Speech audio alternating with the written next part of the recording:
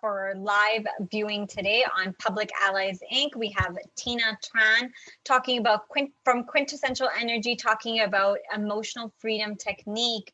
But before I do that, I'd like to say I'm super sorry. We were supposed to be on for 7 p.m. Eastern time, but I did not know that Facebook Live does not connect through Zoom anymore as easily as it used to. You have to do some new things. So I had to bring on my lovely, lovely executive director, Aisha Sardar from Public Allies. We come to you from week to week, and I have not hosted for a long, long time. So let me introduce myself again. My name is Neru Padmanabhan. I am a financial professional. I work across insurances, protection, investments, and debt products to bring you the best types of put you in the best type of financial situation possible. I'm also a trained mental health professional, and I have the opportunity to be director of engagement at Public Allies Inc. And we, week to week, get to bring you amazing new information and different ways of healing. Last week, we were able to bring you a men's roundtable. And this week, we have Tina giving you information on how to heal through this different modality called emotional freedom technique. So without further ado, let me introduce Tina.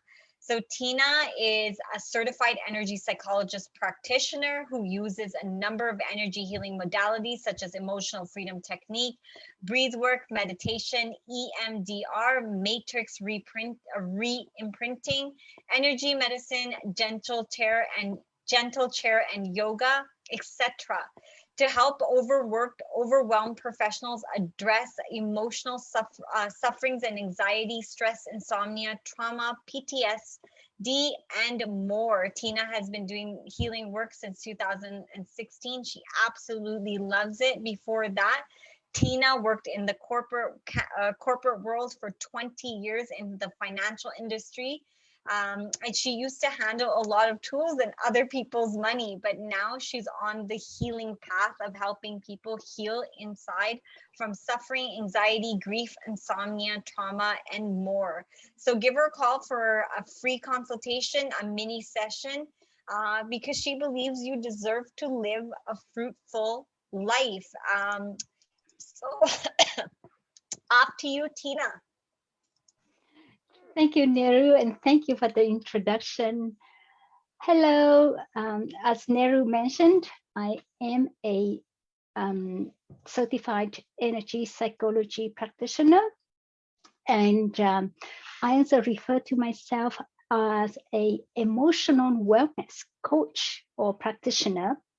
And I am coming to emotional wellness from the perspective of somebody who once upon a time didn't even know such a term existed, or was in denial of not wanting to acknowledge that emotional well-being is part of life. And as human beings, we are supposed to take good care of ourselves.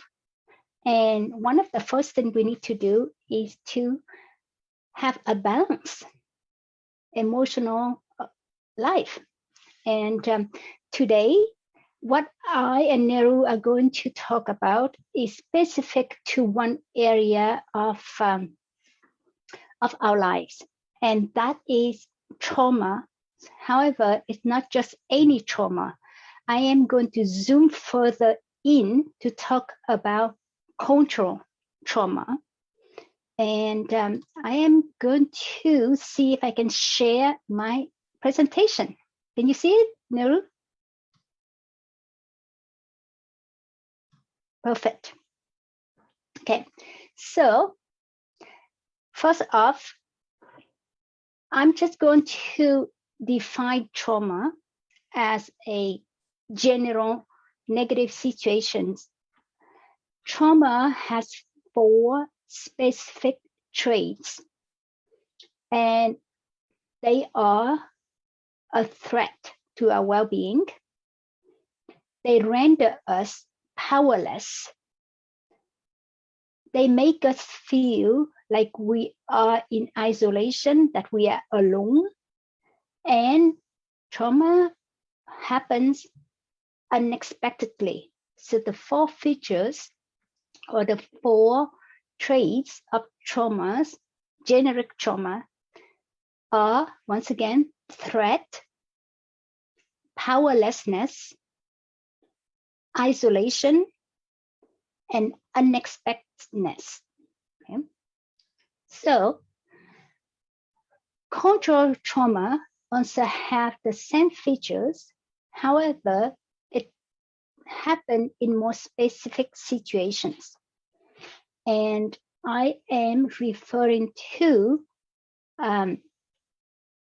events, negative events that happened only in certain cultures. Okay, let me give you an example. In some Asian or Southeast Asian cultures, like I am, for example, of Vietnamese descendants, and many of the Asian countries, especially Southeast Asia countries, have one shared belief. I'm not going to say that it's a tradition, because from my perspective, I've come to learn that this is more of a belief than a tradition, even though that's what has been shaped into. Is that most family wants to have a boy as the first child, because we are a patriarchal society, and as such, it's the boy who carry on the family names, and the parents often want to have the first child as a boy. However, that does not happen on the time. So whenever they have the first child as a girl, they absolutely want the second child to be a boy. And that's also not in their control 100%. And as such, if it just happened that the second child is also a girl, that child certainly will have to live through some trauma. And that is the trauma of being the unwanted child, of being the child that the parents didn't want, and the parents may do certain things to make the child feel rejected. And we know by now that that often end up causing the child, whether she realizes it or not, it caused the child to have certain behavior that are not serving the child.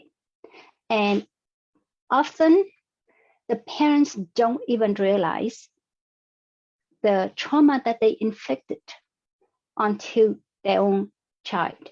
And one example, like personal example that I can give you is myself. I am the second child, and I'm a girl. So the first child was also a girl. So when I was born, and when my father found out that I was a girl, according to a story that my mom told me much later, he literally, when he first picked me up, he didn't know I was a girl. So after he picked me up and he realized that I was a girl, he literally threw me back down into the crib. So it's gestures like that that's caused the child to suffer traumas, whether she realized it or not. And in my case, I did not realize of that until I was in my mid-40s. So I lived for over 4 decades carrying that emotional baggage. And you know what happened? That kind of cultural trauma affected my self-worth, my self-esteem, and that brings us to this. The thoughts that we have translate into beliefs if we have that thought often enough. And the beliefs over time translate into our habits and our action, and our habits and action shape who we are. And for years, I believed that I was not enough because I was unwanted. My parents didn't want me. And as such, I feel that I was not enough. There was nothing that I can do that was enough. So for years, I constantly strive to please them. And obviously, it will never be enough.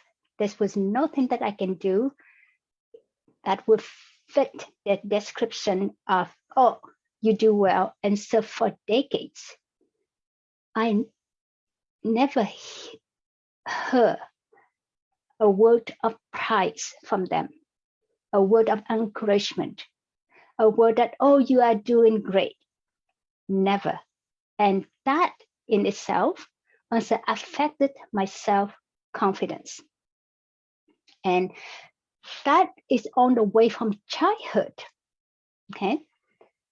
And that's cultural and familial. It has nothing to do with society as a whole. And then society itself also add on to that trauma in that when we go out and we have low self-esteem and we believe that we are not worth much, we tend to say and do things that belittle ourselves. And so in the same token, others can bully us. And that's what happens. We can be easily bullied because we just have this belief that we are not worth being defended. We are not capable of defending ourselves. And then when we grow up into adulthood and we go to work, we constantly forces ourselves to work really hard because of the feeling that we are not doing enough. And if you are a workaholic, I invite you to look back to your life, to your family, to the belief, the thoughts that you grow up with, and see whether it's truly your own doing that make you become this person who had these thoughts that she or he never do enough, she's or he's not good enough, and is not worthy of love, of encouragement, of praise, of prizes. The thing though, we have 6,000 phone thoughts a day. But what we don't realize is that the majority of those thoughts are rerun from the day before. And this is how beliefs come about. It's because we keep thinking of the same thoughts, even if we don't realize that's what we are doing. Eventually, over time, those same thoughts become beliefs because they become as real as they can be, because we don't realize that it's the same thoughts that we are running through our minds. And then from there, stem actions that confirm the belief in the thoughts. And then over time, it shapes who we are. But is that something that we cannot reverse? Not at all. Science have proven that our thoughts drive and our emotions drive our actions. And there is such a thing as neuroplasticity. What it means is that we do have the ability to reshape our thoughts, to change our belief. It's not going to happen overnight, but it is feasible. And that takes us to this. How can we improve our emotional well-being?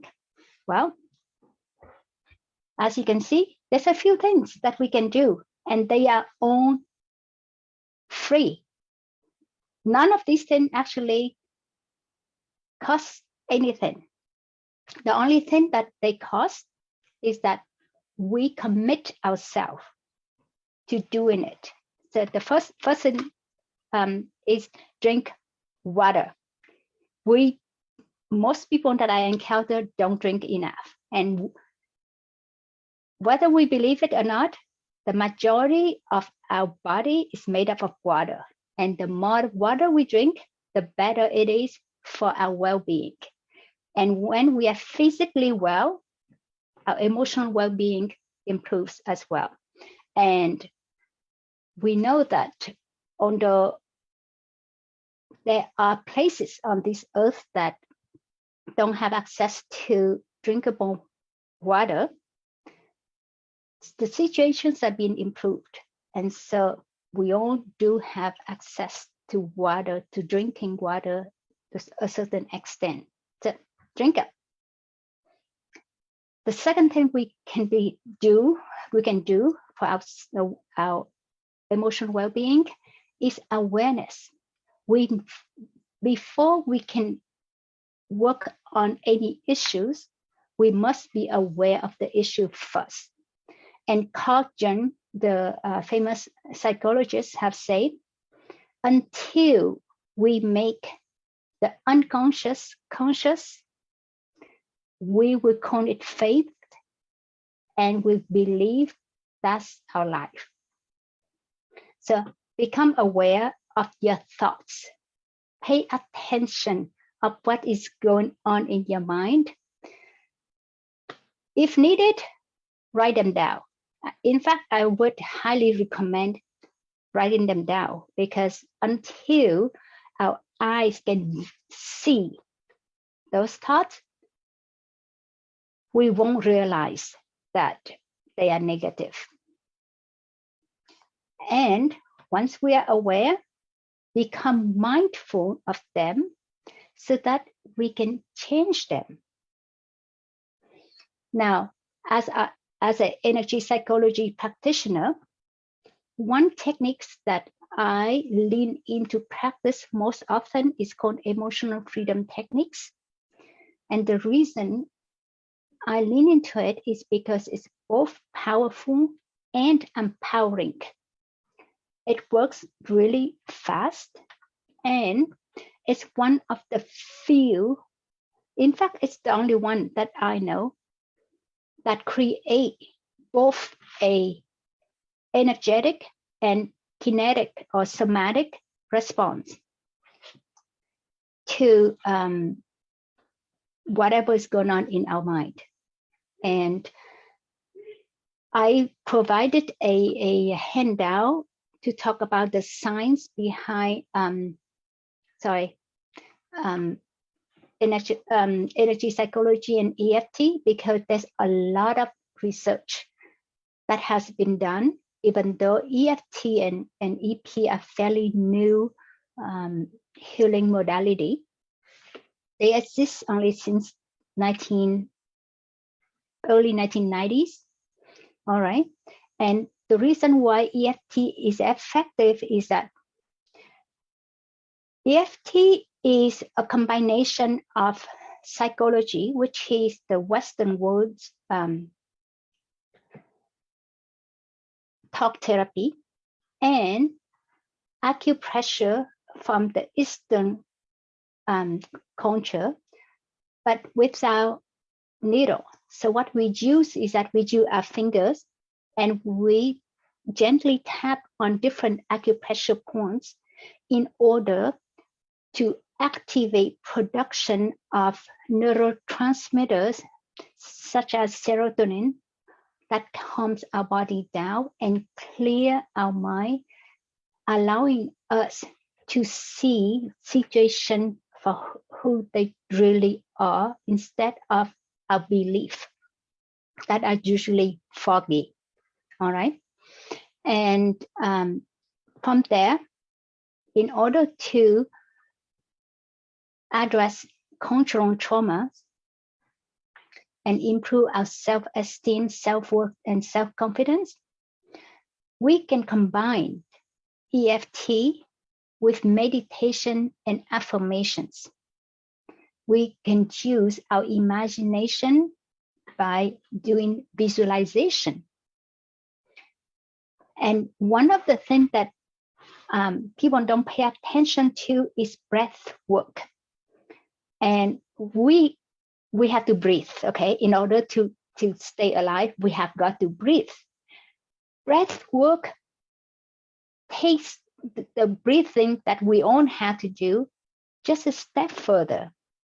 It helps our body oxygenate even better and help us calm down and produce even more neurotransmitters or neurochemicals that helps us feel better, that help us clear our mind and reframe our perspective. One of the things that I find very effective at shifting our perspective is gratitude journaling. In the morning, when I first wake up, I use affirmation, and then I write them down in a journal. Okay, like simple things such as I am grateful I'm alive. I am grateful I have clean air to breathe. I'm grateful I have a roof over my head. But here's the thing, research has shown that gratitude makes people feel happy. A research was done to ask people what makes them happy. And number one that comes in is personal autonomy. Okay. Number two is status, social status. Money only comes in number three. So the belief that many of us have that money will solve all of our problems, in reality, it comes in to third in that research. So just to prove that money does not buy happiness.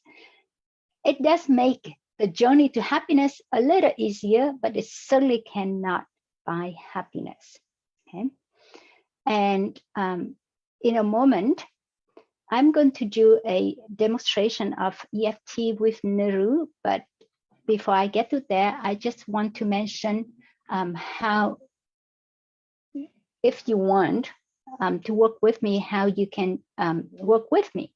So I offer free discovery call or free consultation, which includes a mini session. So in the 30 minutes that you decide to take me on this discovery call, I can help you clear at least one issue that you are suffering from. Okay, I also have a bi-weekly event that combine meditation and EFT. And I ask for a $2 donation so that I can give the $2 to 2 different charities. So that $2 that I'm asking, they don't go to me, they go to charities. Okay. And I also have an annual membership in which you receive a script either daily or weekly, and you can just follow along. You receive both the audio and the video, as well as the written words, and you can just type along. And last but not least is one-on-one session. One-on-one session are usually for people who have deep trauma and it's too painful to share it in public. So one-on-one would be way more effective. And now, last but not least, I'm going to show you a picture of the acupressure points that Neru and I are going to tap on in order to clear an issue. Neru, would you like to be my client? Yes, impromptu. Yes, definitely.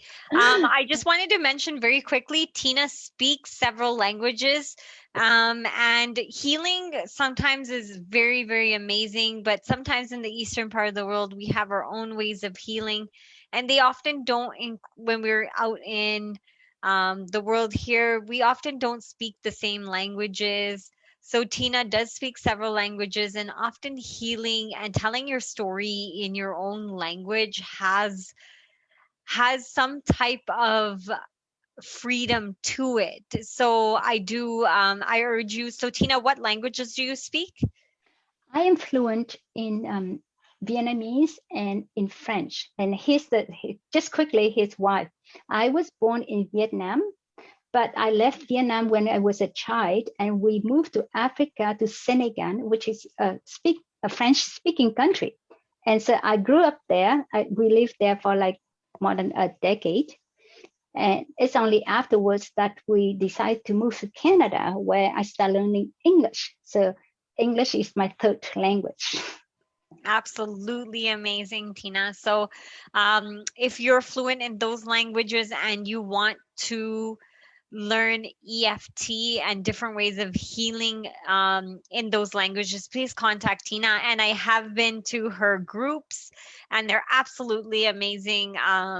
So you do a great job, Tina. And let's do a live demonstration for everybody. In addition to that, I also want to mention to everybody this particular niche problem that Tina is talking about.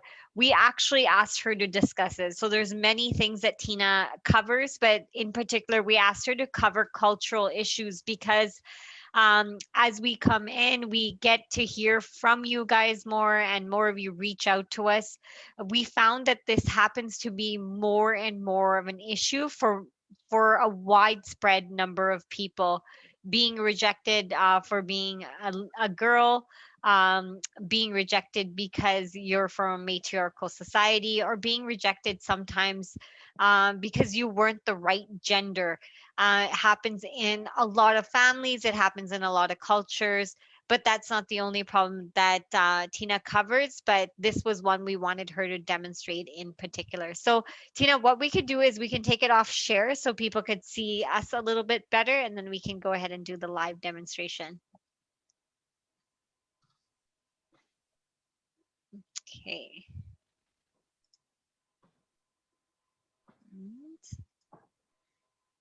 A gallery view. Okay, go ahead. Okay, so we are going to address low self-esteem, all right? Because let's say we are, like in my case, and your case too, I believe, Neru, is that we are both the second girl in the family. And just because of that, we have received so much less attention and become unwanted. And one example, I don't know about your case, but in my case, for example, comparing the number of baby pictures between my older sister and I may have like a dozen. She have like 2-3 albums. Just that alone. Like, I mean, now that we are adults and I have healed myself from it, I laugh from it. But for years, just that little fact made me feel so inadequate. It made me feel that that's the confirmation that I was not enough, to the point where my parents didn't bother to take picture of me, and so let's just use that as a starting point due to cultural trauma. Okay, so let's start on the side of the hand. So please repeat after me, unless, of course, there are words that come up that seem to suit your situation better. Okay. Even though I'm suffering from low self-esteem, even though I'm suffering from low self-esteem, and it has a negative impact on many aspects of my life, and it has a negative impact on many aspects of my life, in this very moment, in this very moment, I choose to deeply and completely accept myself anyway. I choose to deeply and completely accept myself anyways. Even though my low self-esteem Even though my low self-esteem has made me feel like I'm not enough, has made me feel like I'm not enough, and has a negative impact on other aspects of my life, has negative impacts on other aspects of my life, I choose to deeply and completely accept myself exactly where I am. I choose to deeply and completely accept myself just the way I am. Okay, and one last time. Even though the low self-esteem Even though the low self-esteem that I'm suffering from that I'm suffering from is causing havoc in different aspects of my life, is causing havoc in different parts of my life, in this moment, I choose to face it, in this moment, I choose to face it, and I'm open to find a way and I'm open to find a way to let it go. to let it go. And I deeply and completely accept myself And I deeply and completely accept myself for making this choice. for making this choice. And on the eyebrows here, this low self-esteem This low self-esteem on the side of the eyes, it has been part of my life since I was born. it has been part of my life since I was born. Under the eyes, how could I let it go? How could I let it go? Under the nose, it's part of me. It's part of me. On the chin, in fact, it's me. In fact, it's me. I don't think I can let it go. I don't think I can let it go. Under the arms, no, there's no way I can let it go. It has been part of me too long. There's no way I can let it go. It's been part of me for so long. On the side of the thumb, yeah, I'm just going to hang on to it. Yeah, I'm just going to hang on to it. On the side of the index, I'm comfortable with it even though it's so painful. I'm comfortable with it, even though it's so painful. On the side of the middle finger, really? Do Really? I want to live the rest of my life with low self-esteem? Really? Do I want to live the rest of my life with low self-esteem? On the side of the baby finger, and all of the problems that it brings along? And all of the problems that brings along? The back of the hand. This is called the gamut point. Now I have enough of it. Now I've had enough of it. It's not serving me. It's not serving me. On the eyebrows, on the other hand, it's not me who imposed it on myself. It's not me who imposed it on myself. This came along because of the circumstance others imposed on me. This came about because of the circumstances others imposed on me. And in this moment, I choose to take my power back. And in this moment, I choose to take my power back. Under the nose, I choose to believe I am worthy. I choose to believe that I am worthy. Just as I am. Just as I am. On the chin, I choose to believe that I'm deserving exactly as I am. I choose to believe that I'm deserving exactly the way I am. On the collarbone, and for those who didn't want me because I was the second girl, and for those who didn't want me because I'm the second girl, I'm telling them now. I'm telling them now. That's their problem. That's their problem. That's not mine. That's not my problem. Under the arm, I am perfect just the way I am. I am perfect just the way that I am. And from now on, I choose to believe it that way. And from now on, I choose to believe it that way. I am perfect as the second girl from my family. I am perfect as the second girl in my family. I deserve love and encouragement and praise. I deserve love, encouragement, and praise. And I choose to give all of that to myself. And I choose to give all of that to myself. Letting go of this low self-esteem once and for all. Letting go of this low self-esteem once and for all. So it is. So there it is. Okay. So that's just an example. Obviously, we cannot go deep because in a real one-on-one situation, there would be memories and emotional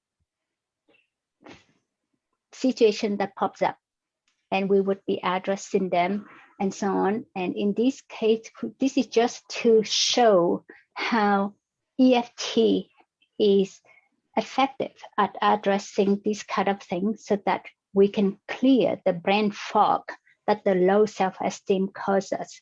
And sometimes we don't even realize that it's a 5-ton heavyweight, invisible heavyweight that we carry around on our shoulder because we are just not good enough simply because we have low self-esteem. Definitely. I agree 100%. Tina, I definitely encourage people to look into emotional freedom technique. I've been in the mental health space for 16 years now, and there's a lot of counselors that utilize EFT alongside their practice as an additional modality. And when used effectively and used properly, EFT is a great tool. There has some great information and statistics around how it can help heal and reduce stress. So I'm a great advocate. I also the EFT is also called tapping. I'm a huge advocate for myself. I actually use it in my daily healing practices, and I encourage others to use it as well. And would you like to say a few words in French and Vietnamese? Because those scripts, and I'm a firm believer of healing in your first language or the language that you identify in. It's very, very important. And when we look at topics such as the one that you're exploring in particular, it's about how it shows up in your life. So, sometimes you don't realize something's wrong until you realize that, this is showing up into my life and it doesn't fit. It doesn't exactly make me feel right. So, what are some of those topics that don't make you feel right? They don't make your self esteem feel good. They don't make you feel good about yourself. Those are things that you want to address because the people around us, especially our children, those are the things that we pass on, and those are the things that get bigger and bigger in our lives that we continue to hold.